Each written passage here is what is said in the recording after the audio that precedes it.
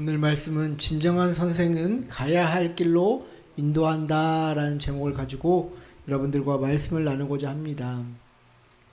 여러분들 혹시 갈라파고스 증후군이라고 들어보셨나요? 갈라파고스 증후군. 자, 이 섬은 이제 남미 에콰도르에서 멀리 떨어진 갈라파고스라는 섬이 있는데요. 이 섬은 육지와 완벽하게 고립되어 있어서 육지에서 볼 수 없었던 생물들이 이제 많이 발견되었다라고 합니다. 그래서 이제 섬이 고립되다 보니까 이제 육지에서 볼 수 없는 생물들이 당연히 있겠죠. 그래서 이제 다윈이 여기서 힌트를 얻어서 이제 진화론을 발전시켰다라는 그런 유래도 있습니다. 그래서 오늘은 이제 뭐 진화론에 대한 얘기를 하는 것이 아니라, 자, 이러한 어떤 갈라파고스와 어떤 갈라파고스의 어떤 그런 생물이 이제 고립된 어떤 생물들만 이렇게 자라는 것을 보고, 이제 비즈니스 세계에서 발전 없이 자기들만의 세상에서 머물러 있는 현상을 이제 비판하면서 갈라파고스 증후군이라는 이야기를 이제 하기 시작했던 것입니다. 그래서 2000년대 후반까지 여러분들 일본의 휴대폰, 뭐 그 일명 피처폰이라고 불렸던 그것들이 굉장히 유명했던 거 아시죠?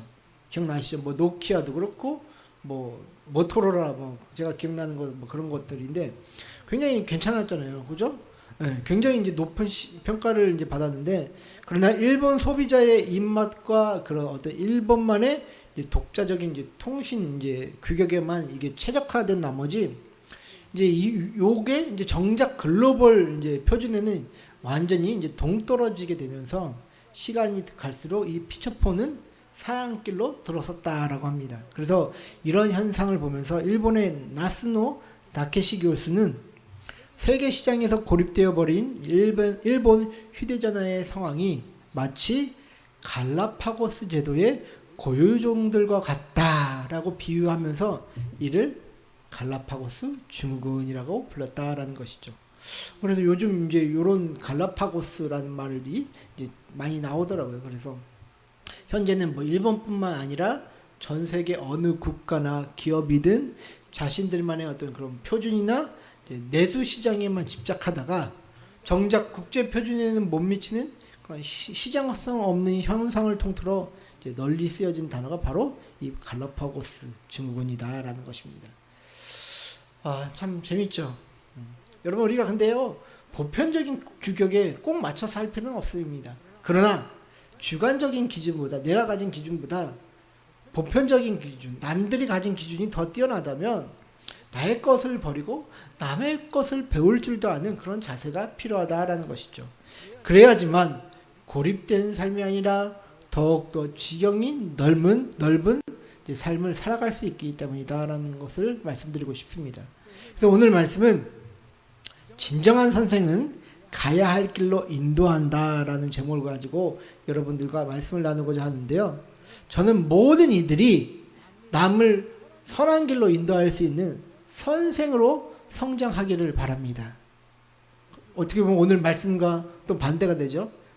그런데요, 저는 이게 나쁜 뜻으로 되는 것이 아니라 저와 여러분들은 모두 성생으로 성장할 때에 반드시 이 겪게 되는 문제들이 있습니다. 그 문제들을 넘어서 하나님이 정말 기뻐하시는 그 길로 먼저 가본 사람들이 또 다른 연약한 자들을 이끌 수가 있는 것 아니겠습니까?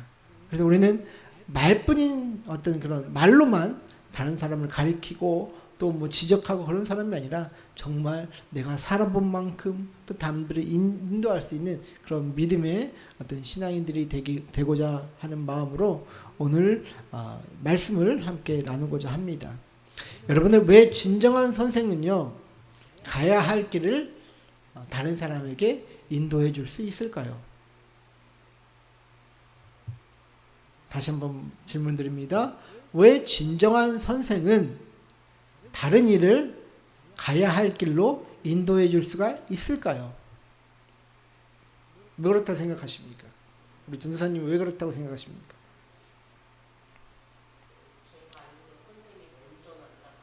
네.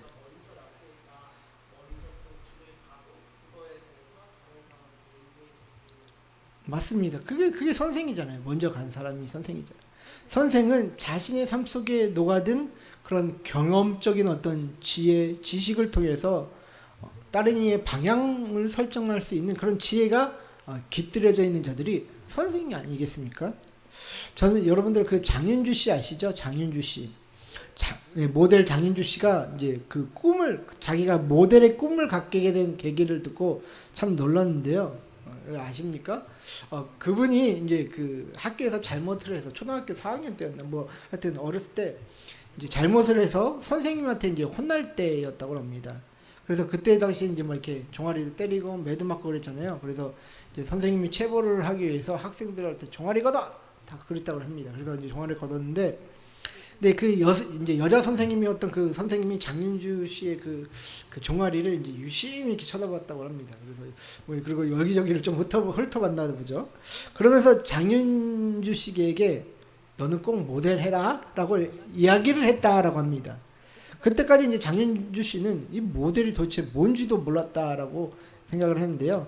그러나 선생님의 그 말씀이 자기의 가슴에 이제 담기게 되었고, 또 자라면서 자신이 모델이 이런 거구나라는 것에 관심을 갖기 시작하자 어느새 자신이 이제 어떻게 보면 톱 모델 반열에 오르게 되었다라고 하던데요.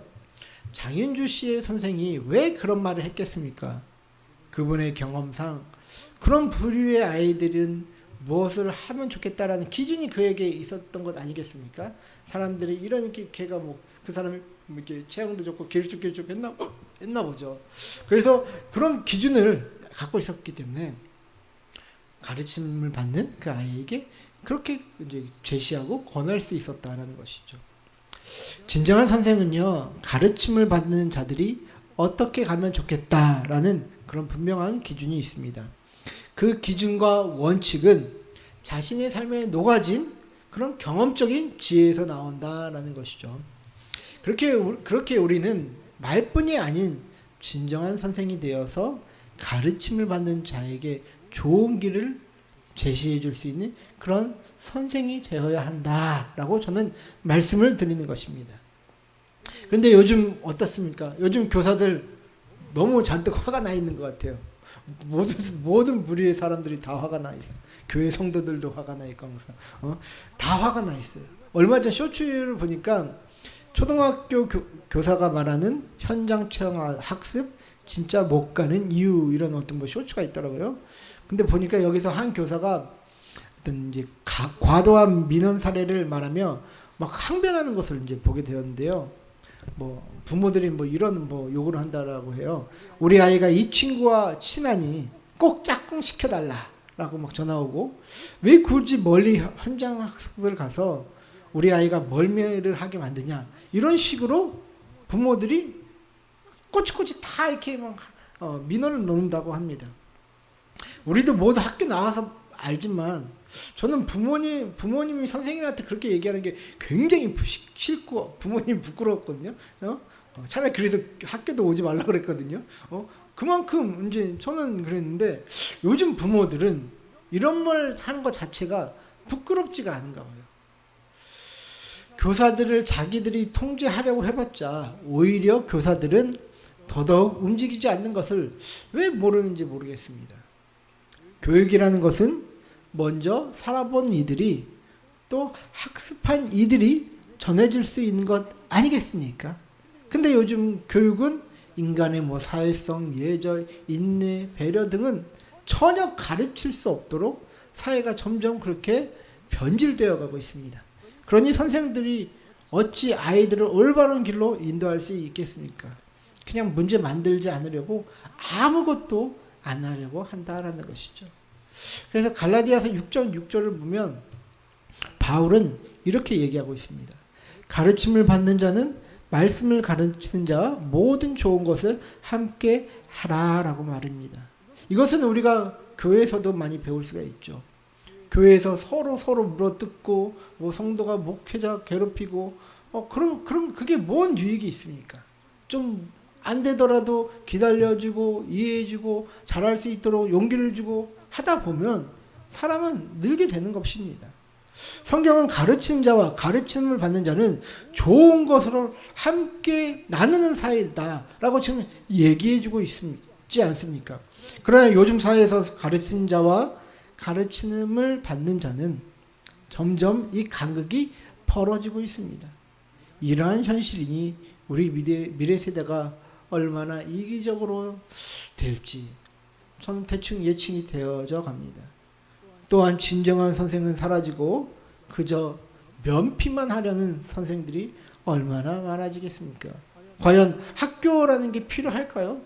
정부적인 어떤 가르침만 받으려면 챗GPT 구독해서 쓰십시오. 엄청 잘 가르쳐줍니다. 모르는 거 다 알려줍니다. 정부는 그런 겁니다. 우리는 정말 어려운 시대를 지금 맞이하고 있습니다.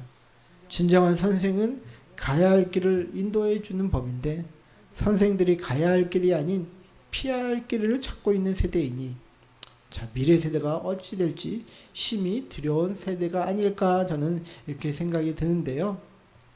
자, 오늘 말씀 1절을 한번 보도록 하겠습니다. 오늘 말씀 1절 보시면 우리 한번 크게 우리 읽어볼까요? 가사 같이 시작. 내 형제들아 너희는 선생된 우리가 더 큰 심판을 받을 줄 알고 선생이 많이 되지 말라. 자, 지금 야고보는 뭐라고 얘기하고 있습니까? 선생이 되지 말라라고 지금 야고보는 말하고 있습니다.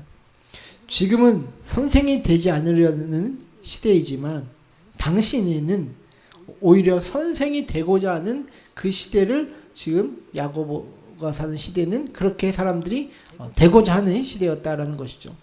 그래서 본문에서 이 선생은 디다스칼로이라는 뜻을 가지고 있습니다. 가르치는 뜻의 동사 디다스코에서 이제 유래를 했는데요. 그 1세기 헬라 문화권이나 이제 그곳에서 이제 수사학 교사들 말하는 것을 가르치는 이제 그때는 말하는 것에 대한 어떤 이제 강의나 이런 것들이 많았잖아요. 그런 이제 수사학 교사들이나 유대 랍비들은요, 대중의 엄청난 존경과 명예를 누렸다라고 합니다. 우리가 뭐 50년 아니야 한 30년 전만 해도 뭐 선생님들 존경받았잖아요. 그것보다 더한 어떤 가르침을 주는 이에게 대한 어떤 엄청 존경과 명예가 있었다라는 것이죠. 그래서 대중 앞에서 말하는 그 직분은 모든 사람들이 선망하였다라고 합니다. 그래서 이 자리가 남을 가르치는 자리가 선망의 대상이었기에 많은 이들이 충분한 역량 없이 그 자리를 탐하고 했다라는 것이 그 시대의 문제였다라고 해요. 그래서 야고보는 이 명예욕이 가진 위험성을 알았기 때문에 선생이 되려는 많은 이들에게 지금 경고하고 있는 것입니다. 그래서 그들에게는 더 큰 심판이 기다리고 있으니 함부로 선생이 되지 말라. 그 선생이 되려고 하는 그 많은 대열에 참여하지 말라라고 지금 야고보는 경고를 하고 있다라는 것이죠. 그래서 요세푸스 2권을 보면요. 그 로마 제국 티베리우스 황제 시절에 있었던 한 사건이 나옵니다. 그것은 율법을 범한 죄로 이제 그 유대 지역에서 이제 처벌을 받을까 두려워서 도망친 한 유대인과 관련된 사건인데요. 그는 이제 도망와서 로마 사람들에게 자신이 모세의 율법을 정말 잘 가르친다라고 떠벌리면서 교사 행세를 그 로마 지역에서 행세했다라고 합니다. 그래서 자신과 비슷한 사람, 이제 좀 사기꾼 같은 사람들, 이제 공모자들 모았겠죠.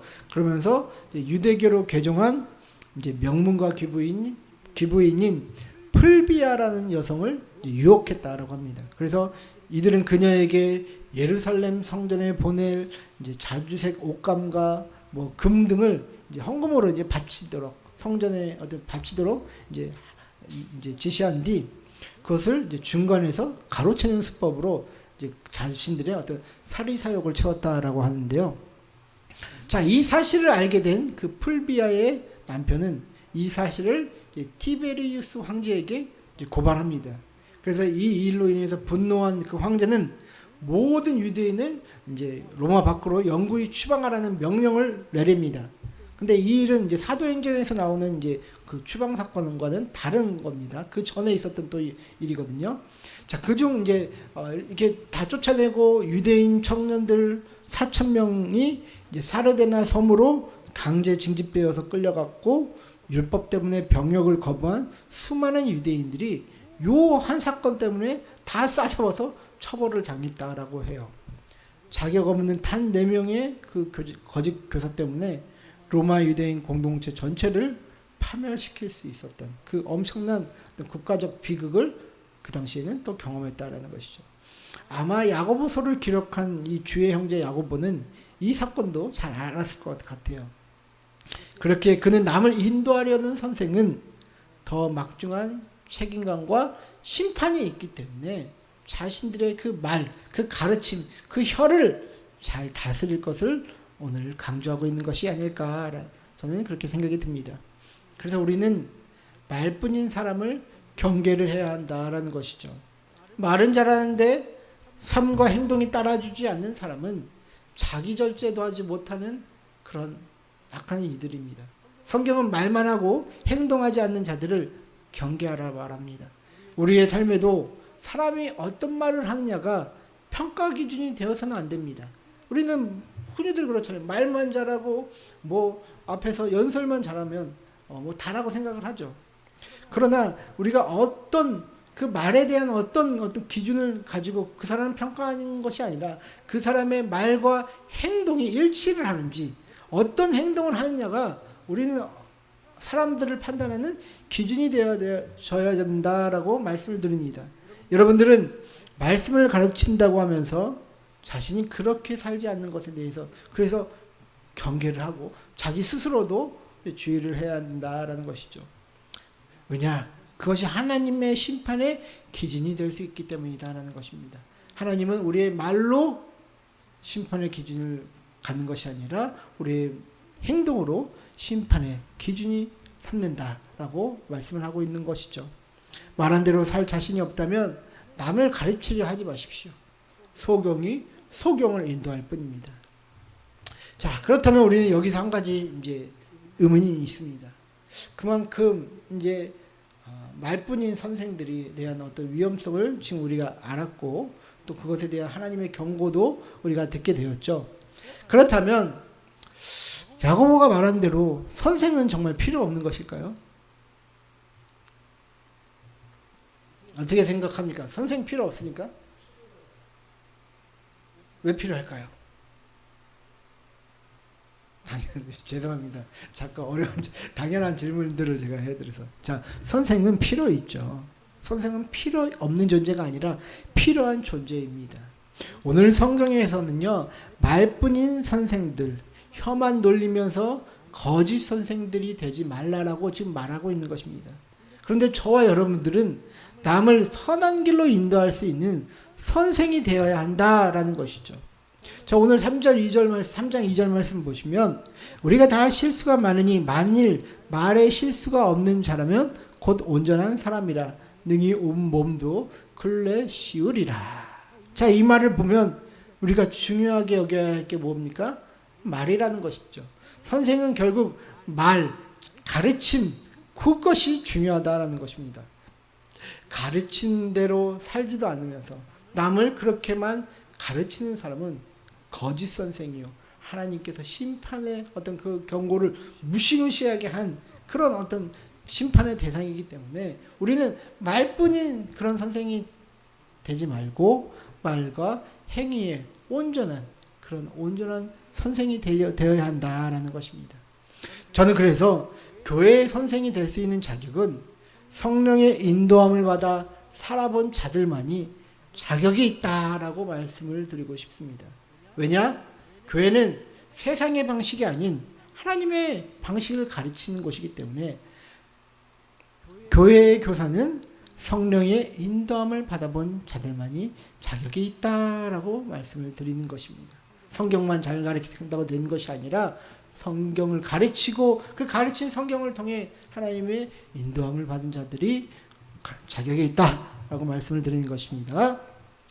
요한복음 16장 13절을 보시면 그러나 진리의 성령이 오시면 그가 너희를 모든 진리의 가운데로 인도하시리니 그가 스스로 말하지 않고 오직 들은 것을 말하며 장래일을 너희에게 알리시리라.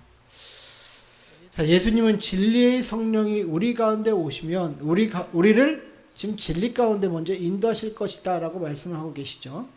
그래서 우리 안에 계신 성령님은 그냥 우리에게 너희 구원받았다라는 그런 믿음만 주는 그런 보험 증서만을 안겨주시는 분이 아니다라는 것입니다. 우리를 진리 가운데 인도하시는 분이 바로 우리 안에 계신 성령님이시다라는 것이죠. 저는요, 이제 개인적으로 참 세상을 참 즐거워하는 것 같아요. 왜냐하면 세상적인 방식이 뭐 무조건 즐거워서 그렇다는 것보다도 기독교적인 것보다 요즘에는 이제 뛰어난 것들도 많기 때문에 세상적인 방식도 저는 좀 즐긴다라는 것을 요즘 개인적으로 느끼게 됩니다. 그래서 가끔 제 스스로 돌아보면 하나님의 말씀보다 세상적인 것들을 즐기고 있다라는 것을 느낄 때가 있다라는 것이죠. 그래서 이 정도는 괜찮겠지 하면서 세상 것들을 마음으로 즐길 때가 있다라는 것입니다. 그런데 그때마다 성령은 제 안에서 브레이크를 거신다라는 것이죠. 때로는 제가 목회하기 싫고 세상으로 나가고 싶을 때도 성령께서는 제 안에 브레이크를 거시고 다시 돌아오게 만드십니다. 저는 이게 성령이 우리 안에 역사하는 방식이라고 느낍니다. 자동적으로 우리에게 어떠한 마음을 주신다, 뭐 그럴 때도 있죠. 그러나 그거는 특수한 예이고, 하나님은 우리가 그분의 인도하심을 강압적인 방식이 아니라 어떻게 보면 우리가 자연적으로 순종할 수 있는 그런 순종적인 방식으로 우리가 따르기를 원하시기 때문에 우리에게 어떤 경고, 또 어떨 때는 부담감, 또 어떨 때는 어떤 무서움, 이런 것을 통하여 우리가 자발적으로 하나님 앞에 순종할 수 있도록 성령께서 우리 마음 가운데 브레이크를 거시고 또 우리를 인도하신다라는 것이죠. 그렇게 되어야지만 우리가 어떤 일에 대해서 우리의 마음이 너무 멀리 갔을 때 회개하고 돌이킬 수 있는 것 아니겠습니까? 만약 우리가 이러한 인도하심을 느끼지 못하고 또한 책망을 받아본 적이 없다면 그 사람 안에 정말 하나님의 영이 있는지 우리는 의심해 봐야 합니다. 왜냐하면 성령은 우리의 방식이 아니라 하나님의 방식을 계속해서 가르치려고 하시는 분이기 때문에 우리의 어떤 정욕에 의해서 발생하는 그 죄의 모든 문제들이 하나님의 성령의 소욕과 부딪힐 때가 많기 때문에 하나님은 우리를 이런 방식으로 이끌어 가실 수밖에 없다라는 것이죠. 우리는 근데 어떻게 합니까? 근본적으로 내 방식대로 살면서 남을 훈계질하고 가르치려고 하지 않습니까? 자기도 하지 못하면서 남의 모습만 보며 지적질하는 것이 우리들의 모습이다라는 것이죠.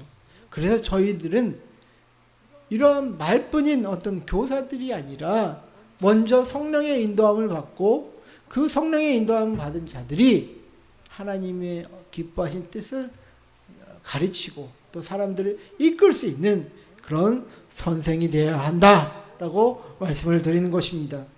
자, 저와 여러분들은 선생이 되어야 합니다. 야고보는 되지 말라고 했지만 저는 오늘 이 야고보의 말을 뒤집어서 선생이 되어야 한다라고 강력히 전하는 바입니다. 어떻게? 하나님의 성령의 인도함을 받은 이들이 선생이 되어야 한다. 야고보가 말하는 말뿐인 선생들은 되지 말아야 하고 성령의 인도함을 받은 자들이 선생이 되어야 한다라고 말씀을 드립니다. 그래서 다윗은 시편 51편 12절하고 13절에서 이렇게 고백합니다. 한번 찾아보시겠습니까? 시편 51편 12절하고 13절.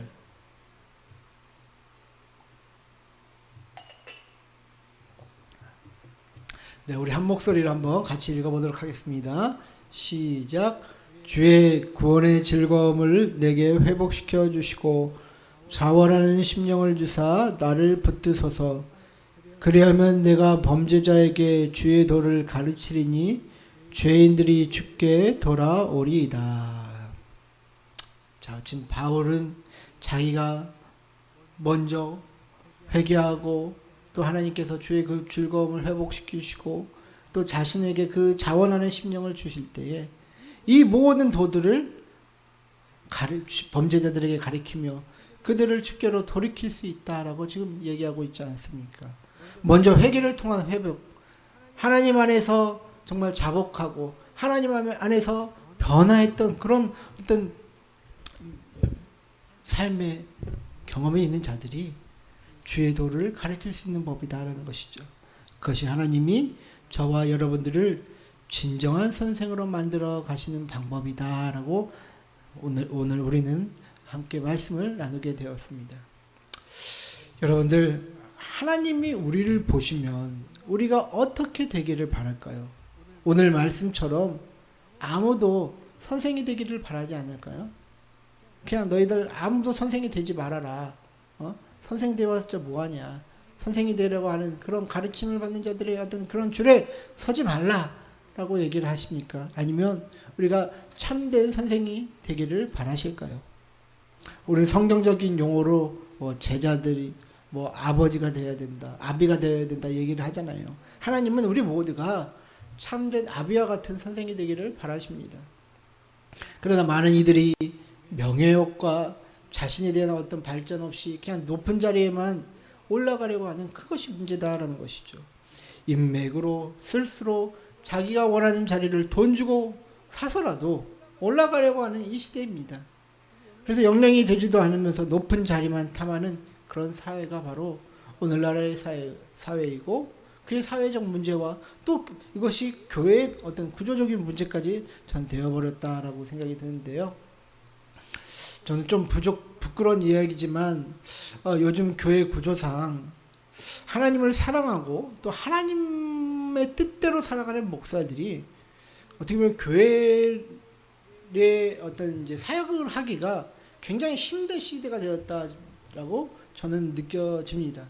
왜냐, 우리가 교회를 어떻게 보면 이제 젊은 목회자하고 이제 은퇴하는 목회자하고 이제 어떻게 보면 이제 리더십 체인지가 될 때 항상 이제 전별금 문제가 이제 생기는 것 같아요. 몇 천만 원씩 되는 또 좀 큰 교회에서는 억 단위로 가더라고요. 그걸 어떻게 준비해서 젊은 목회자들이 들어가겠습니까? 항상 우리는 이제 입에 풀칠하기도 힘든 그런 구조였는데 그런 어떤 이제 많은 금액을 항상 이제 젊은 목회자한테 요구하고 은퇴하려는 그런 어떤 이제 지금 이제 시스템상 그런 구조가 되게 어려워졌다라고 저는 느껴지더라고요.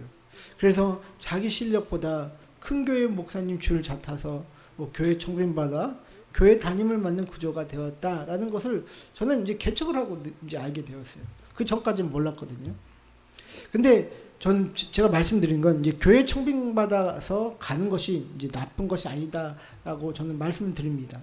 은퇴하시는 목회자들 전별금 챙겨드려야 되는 것도 할 수 있다면 많이 해드리는 거, 그분들의 어떤 그런 수고와 모든 애씀과 모든 재정들이 그 교회에 녹아 있지 않습니까? 근데 이런 것들을 대비하지 않고 지금 리더십 체인지 하려고 하는 이 상황 속에서 젊은 목회자들이 어떤 교회들을 들어간다라고 했을 때 그런 어떤 이제 이제 전별금의 어떤 문제들, 이것들이 과연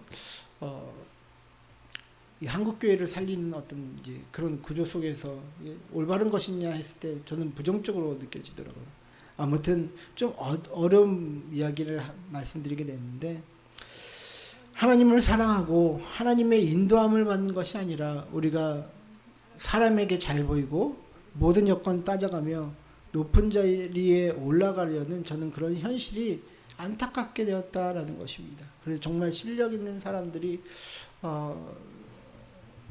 교회에 들어가서 사역을 하는 것이 아니라 점점 외부로 나가서 자기 일하면서 이제 사역을 하려고 하니까 얼마나 힘드시겠습니까? 이런 어떤 이제 사회 구조상 또 교회 구조상 안타까운 현실이 지금 펼쳐지고 있다 말씀을 드립니다. 아무튼 저와 여러분들은 이런 세상 속에서 어떤 선생이 되기를 바라십니까? 역량을 갖춘 선생이 되실 것입니까? 아니면 기회가 된다면 어떤 수를 써서라도 남을 짓밟고라도 높은 자리에 오르기만을 탐하는 그런 선생이 되실 것입니까? 누가복음 17장 1절과 2절 말씀을 보시면 예수께서 제자들에게 이르시되 실족하게 하는 것이 없을 수는 없으나 그렇게 하게 하는 자에게는 화로다. 그가 이 작은 자 중에 하나를 실족하게 할진대 차라리 연자 맷돌이 그 목에 매어 바다에 던져지는 것이 나으리라. 참 주님 여기 뭐라고 말씀하고 있습니까? 예수님은 여기서 지금 우리의 정신을 번쩍 들게 만들죠. 작은 자 중에 하나라도 실족하게 하면 연자맷돌이 그 목에 매어 바다에 던져지는 것보다 낫다라고 말씀하십니다. 그만큼 누군가를 인도하는 이들은 엄청난 책임이 있기 때문에 그 책임을 등한시하지 말라라고 우리는 다시 한번 볼 수 있다라는 것이죠. 자, 여러분들의 언어와 행동은 선생으로서 다른 일을 바른 길로 인도하십니까? 아니면 나밖에 모르는 이기심으로 나만의 왕국을 이루어 가려고 하고 계십니까? 하나님은 모든 것을 아시고 판단하십니다. 저와 여러분들은 모두 너는 선생이 되어서는 안 될 자인이라 라는 그런 소리를 듣는 것이 아니라 진정한 선생은 바로 너와 같은 이로다 라는 그런 칭찬을 우리 주님께로부터 받는 저와 여러분들 됐으면 좋겠습니다. 그런 은혜와 축복과 하나님의 선언이 있는 우리 주성교회가 성도가 되시기를, 또 이 말씀을 듣는 모든 이들이 되시기를 주의 이름으로 축원하고 또 축복드립니다.